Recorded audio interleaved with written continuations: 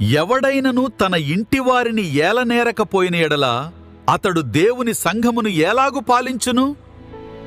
మొదటి నుంచి ఉన్న జీవవాక్యం గురించి మేము విన్నది, మా కళ్ళతో చూసినది, మా చేతులతో తాకినది, యేసుక్రీస్తు శరీరధారి అయి వచ్చెనని ఏ ఆత్మ ఒప్పుకొనునో అది దేవుని సంబంధమైనది. ధనాపేక్ష లేనివారై మీకు కలిగిన వాటితో తృప్తి పొందియుండుడి. నిన్ను ఏ మాత్రమును విడువను.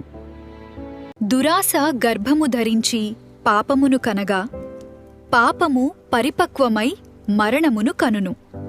కాబట్టి యేసు అందర్నీ ప్రేమిస్తాడు. మనం ఈ శుభవార్తను మన పొరుగువారికి మరియు స్నేహితులకు పంచుకోవాలి.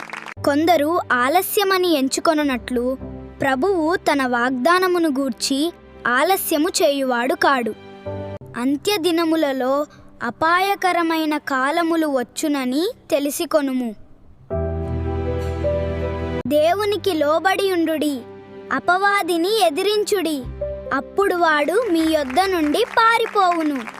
యెహోవా, నీవు మా మధ్యనున్నావే, మేము నీ పేరు పెట్టబడిన వారము, మమ్మును చెయ్యి విడువకుము.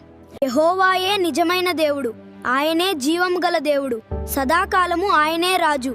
ఆయన ఉగ్రతకు భూమి కంపించును. మనము శ్రమను అనుభవింపవలసి ఉన్నదని మీతో ముందుగా చెప్పితిమి కదా, అలాగే జరిగినది. ఇది మీకును తెలియను.